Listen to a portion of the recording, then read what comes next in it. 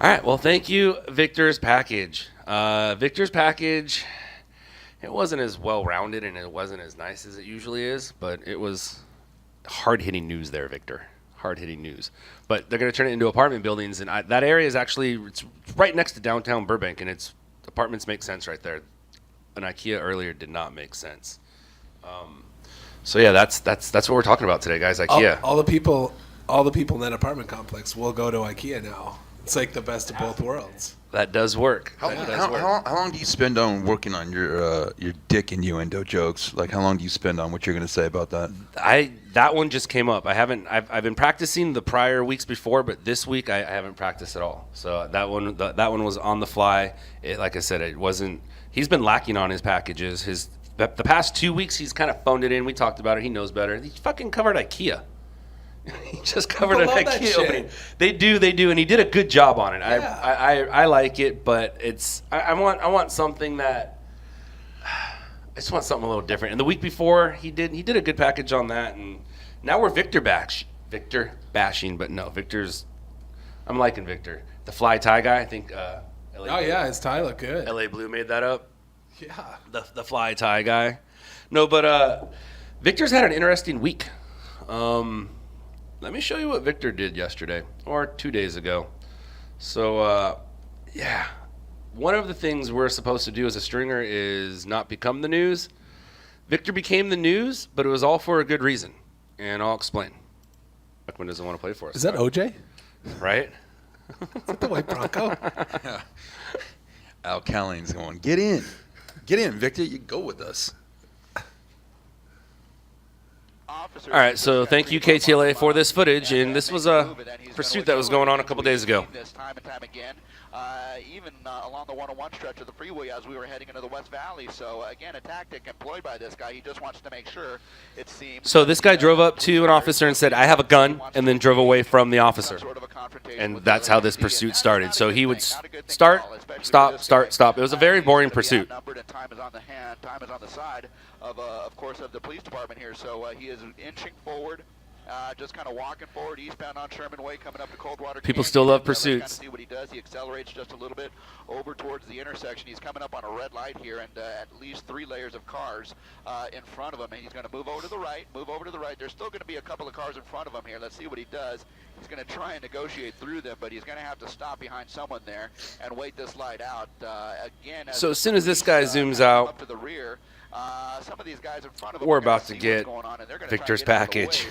This is what the Victor's package should have been. Dude, okay, you see that? Now you see an officer running. What are they going to do? There's somebody running. We got it. Maybe. Okay, that's a camera guy. That's a camera guy.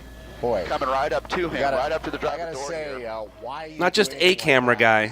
It's hard to understand. He's one of the really best. Hard to understand why somebody would do that. No, it's not. It's real easy. Crazy. Really. Really? Come on down to IKEA. Yeah, Victor's telling the guy. So dangerous, given the fact that this guy is reported to have a gun, and he's, Here's Victor's angle.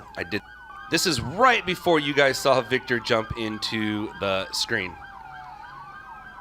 There it is. That's the intersection. So as soon as the camera turns off, Victor's running. Then as soon as you're now looking at him, and then here it is. He gave him the bird.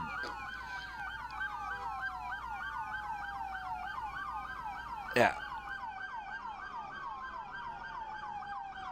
Victor wasn't so excited about what he did. He got caught up in the moment, but after speaking to some people, Victor's not so upset about what he did. What do you guys think?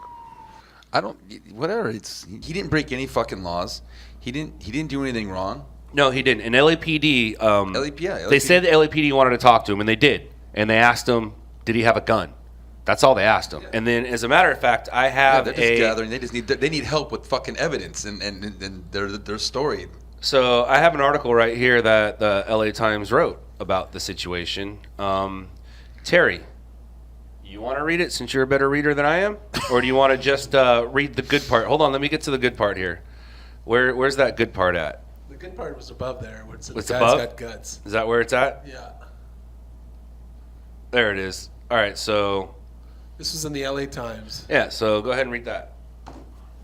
The cameraman approached the driver's side window, but the motorist did not roll down his window and continued driving instead. The cameraman did not appear to be hurt. That guy's got guts, said Officer Mike Lopez, a spokesman for the Los Angeles Police Department. Yeah, so LAPD, all they did was say he has guts. They didn't. They didn't say he's in trouble. They didn't say what he did was wrong.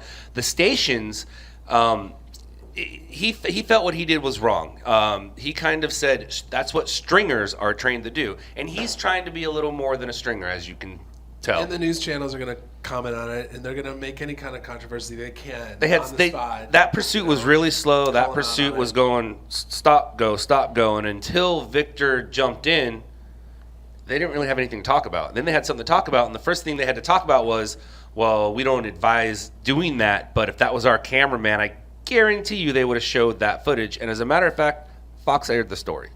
So Fox showed his footage, and well, of course it was Fox, but he felt bad about what he did. He actually sent an email to the stations apologizing, and then he spoke to a reporter. He spoke to an assignment editor. He spoke to a cameraman, and they all said, you didn't do anything wrong.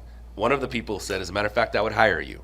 And 24 hours later, he felt completely different than how he did in the beginning. And yes, I've been making fun of him about the IKEA thing, and yes, I was giving him a hard time about this, but Victor's doing something that no stringer's ever done.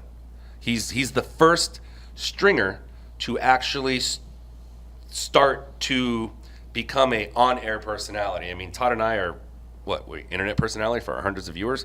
I mean, that's not what Victor's doing. Victor's trying. He actually already got offered a job in Washington and turned it down because he wanted to stay here in LA and continue to string. Now, he would like to get a job in Palm Springs, Barstow, somewhere where he can stay in LA and continue to string, but at the same time go there and be an on-air reporter. You just don't start here in LA. But at some point, he will get attached to a story here in LA that will make him go boom. Do you guys know who Carter Evans is? Do you know Carter Evans? Remember Carter Evans? I know you remember Donner, Christopher Donner. Donner, is that what it is, Todd? Yeah. Donner. So it just so happens Carter Evans was going up the hill as Donner was coming down. And that's when the firefight happened, and Carter Evans happened to be there with the cameraman. We don't see Carter Evans anymore because Carter Evans took some chances, and now he's national news. He's network news. He's not here in LA anymore. He moved on. But so this week's episode is talking about stringing. That is just the start of what we're going to get into. We're going to get into my very first story, my very first night story, my first arrest, my second arrest, my third arrest, and my fourth arrest. And we're also going to talk about Roy right after this.